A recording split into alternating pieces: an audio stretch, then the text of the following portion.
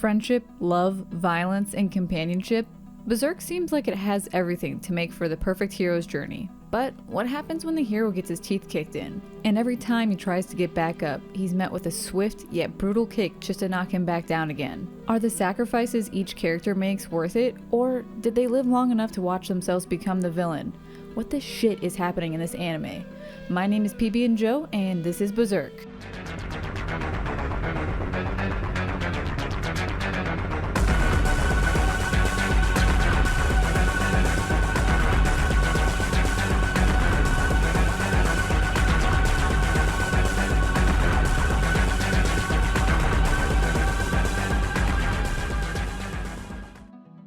This isn't your spring chicken anime anymore. Berserk was released 23 years ago, and by now I feel like most of us have seen the series, but I'm hoping to catch a few of you that haven't, or maybe just inspire someone to revisit it. This anime follows the manga, even if it's just a sliver of it. The show chronicles the life of Guts, a mercenary moving from one battle to the next, seemingly just a fight to see if he will live or die, but alas, he always seems to win.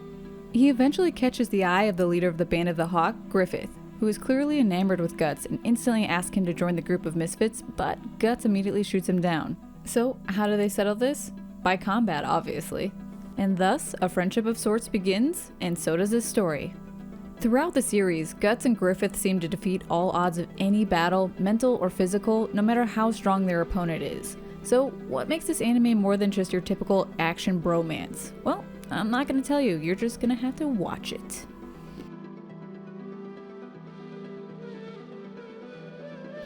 It feels a little weird reviewing something that's been out for so many years because it's hard to compare it to anything that's been released even in the past decade. Though I also believe that's the appeal here. The series stands well against modern day anime and even blows it out of the water with its story. And the anime is just a very small part of where the story comes from, so when you do finally finish it, you can dive right back into its world with the manga. Yasuhiro Imagawa wrote the actual anime, and he's been working on anime since the early 80s. The manga itself was written by Kentaro Miura, who was basically a child prodigy when it came to art. This badass actually wrote his first manga at 10 years old. Honestly, that's just kind of rude. At the age of 10, I was getting in trouble with my parents in school for getting lice because I found some baby squirrels abandoned at my playground. So, okay Miura, way to show me up here. He wrote the first Berserk prototype in 1988. It just blew readers' minds and became a huge success fairly quickly. With that being said, the anime was born in 1997 and first aired on Nippon TV. It's worth it to note that while the anime stays true to the manga in many different ways, it also removed a few characters and much of Berserk's well-known gory scenes. This was done with Miura's blessing, thankfully. And with that being said, let's check out the characters they decided to keep and what exactly is going on with this story. The plot is primarily centered around Guts and Griffith, who are just two peas in a pod. Guts is a seasoned, hardened warrior who I imagine has never laughed once in his life up until this point. But, to be fair, at birth, he was found under a tree by a mercenary's wife beneath his hanging mother. His life from there on out continued to mimic that moment repeatedly, just in different scenarios as he grew up. The closest thing he had to a father figure was Gambino, the mercenary, who had zero sympathy or compassion for him and would sell him for 3 coins to a depraved, perverted man to do with him as he pleased. Griffith, on the other hand, was this otherworldly, beautiful, elegant man who somehow perfectly defeated Guts in their first battle. Well, for friendship, of course.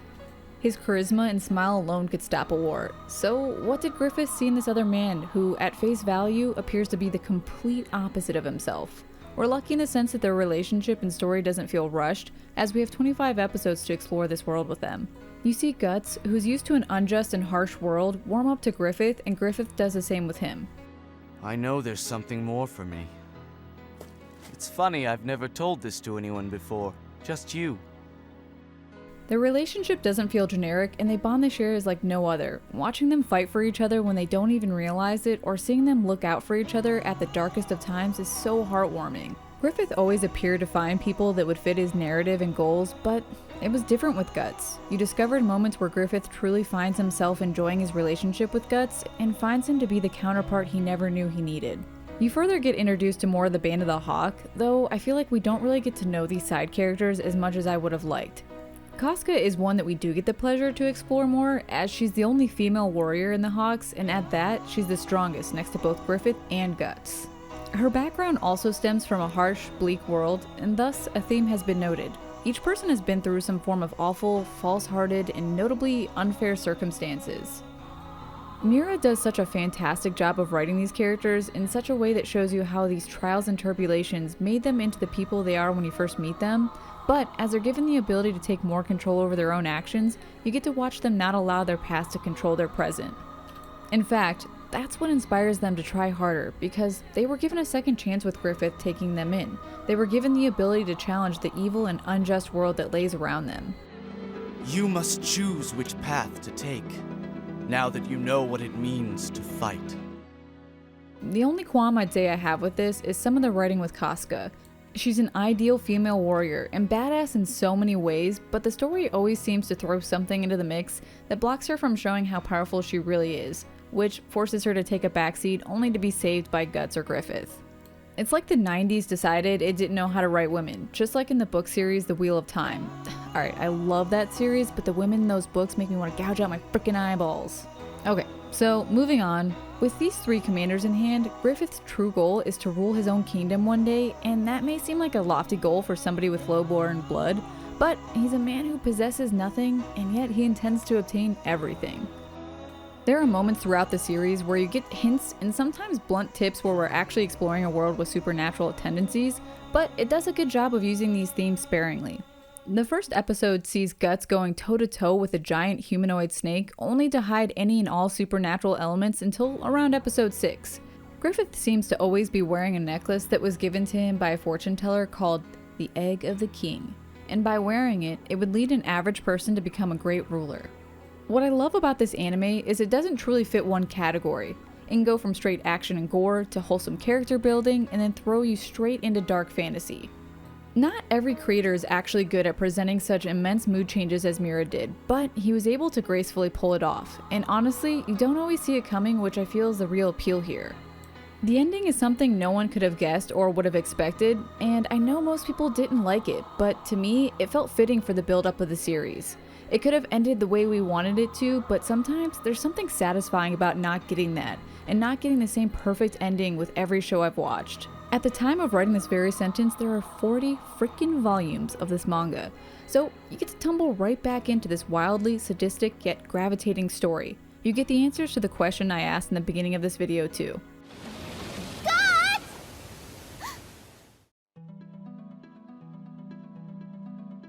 I'll always remember when one of my friends got Final Fantasy X when it first came out. It was the first Final Fantasy game he ever played, and I was so pumped he was obsessed with it. He asked what Final Fantasy game I would suggest next, and obviously I said 7. I was mortified to hear him say he tried it out but couldn't continue it because the graphics were so bad. Ugh. With that being said, the Berserk animation is again 23 years old, so don't go too hard on it. There are some inconsistencies throughout the animation, and at times it almost appears as if there are different animation styles or a lack thereof. This doesn't actually make it unwatchable, but it's just too odd not to note. What I do love about the animation is the constant transitions into beautiful artwork as you come into new or dramatic scenes. It's often dark and reminds me of Yoshitaka Amano and at times Aeon Flux. I'm a huge dark art high fantasy person, so this largely made up for the other inconsistencies. Except maybe this one because it's a little too creepy. Oddly enough, the production company is OLM, the same company that started producing the Pokemon anime just months before Berserk was started. I guess OLM just really wanted to broaden their horizons.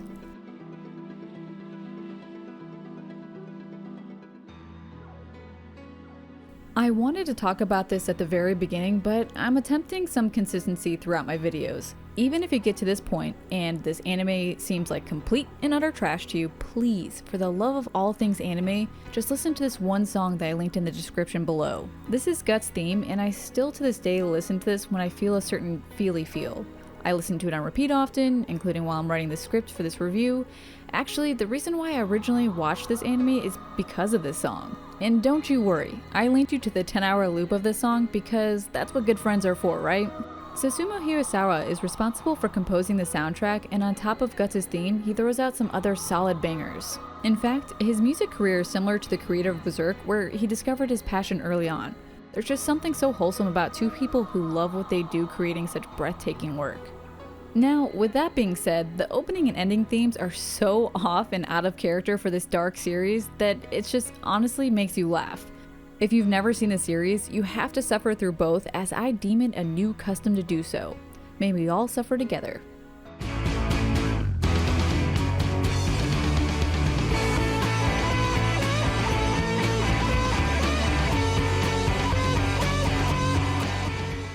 So again, if you do anything here, go listen to the theme of Guts. If you need a more modern day take on this, Nakey Jakey made an absolute stunning rendition of the song, or I guess moreover just adds the emotional track into his song. It's completely worth your time to check it out.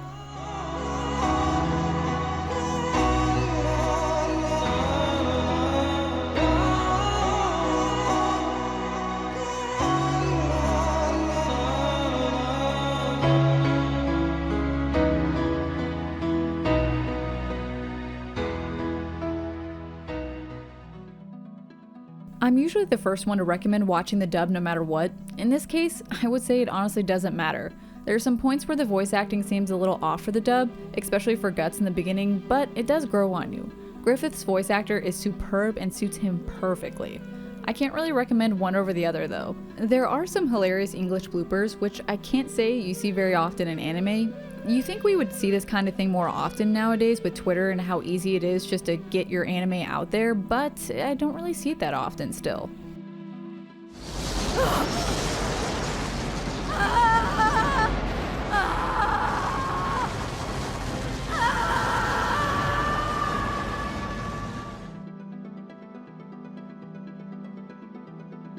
As I mentioned earlier, there are 40 volumes of this manga as of right now, so you can't really go wrong here by not having enough to satiate your Guts or Griffith fix. But Miura has been known to take his time in releasing new volumes, so it's still incomplete 32 years later.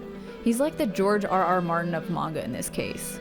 I remember years back hearing that he was sick and possibly had cancer, but I couldn't find any current news on that being accurate, thankfully. So, on top of the manga and anime, in 2012 a new film series was released. The first two are a retelling of the first anime, and the third, which was released the following year, followed more of the manga. In 2015, they released yet another anime series that again had the same CGI animation. It feels similar to the animation style that Netflix picked up recently, but not as refined. Most fans were very vocal about this and how unhappy they were. The second series does dive more into the manga characters that we originally didn't get to see.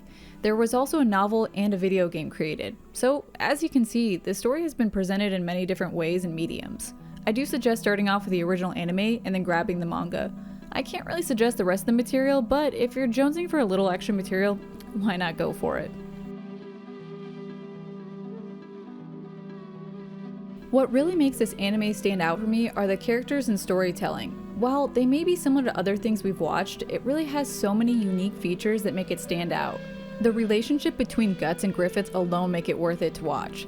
To see a character not know where he belongs and have someone come along to show him his worth while simultaneously using him, to then grow such a massive mutual love and respect for one another, to then take that love to a whole other level just to get said person's ultimate respect and love, to then have the rug pulled out beneath their feet and just literally crushed, it's just not something we see every day. The hero always wins, right? Right? We often find ourselves trying to better ourselves, not just for the sake of ourselves, but the ones we hold most dear to our hearts, and when that backfires, what are we left with? This feels impossible to rate. On one hand, Guts is the textbook definition of an ultra best friend, but what if that's not returned? We've all had that one toxic friend who we really had a bad or awkward breakup with, so is that the case here? You're going to be all right. You just stumbled over a stone in the road. It means nothing. Your goal lies far beyond this, doesn't it? I'm sure you'll overcome this. You'll walk again. Soon. Besides the main characters' relationships, we also have the relationships cultivated with those who fought beside them.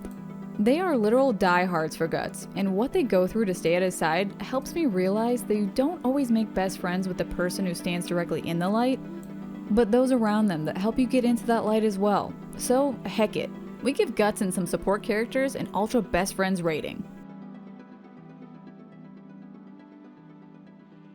Due to the age of this anime, it's hard to find a site to watch it on or a place to buy the box set. It does randomly appear on Amazon, but it's not always consistent. I did hear a rumor that you can watch the whole animated series on YouTube, but we support purchasing the series and maybe a rad figure or wall scroll, don't we? The manga you can get in most comic shops still, and of course, Amazon will have it. The new series is on Crunchyroll and Funimation. Hey, thanks for watching. Making these videos has been a lot of fun for me so far, and I hope you can enjoy them just as much. So if you want to talk more, you can reach me on Twitter or of course in the comments below. And Berserk actually inspired me to put my own crappy bloopers in here, so if you want to laugh or just maybe wonder what I'm trying to say, stick around for a second. These trials and tribulations made them into the person they are. Watched, it really has so many unique features. Unique?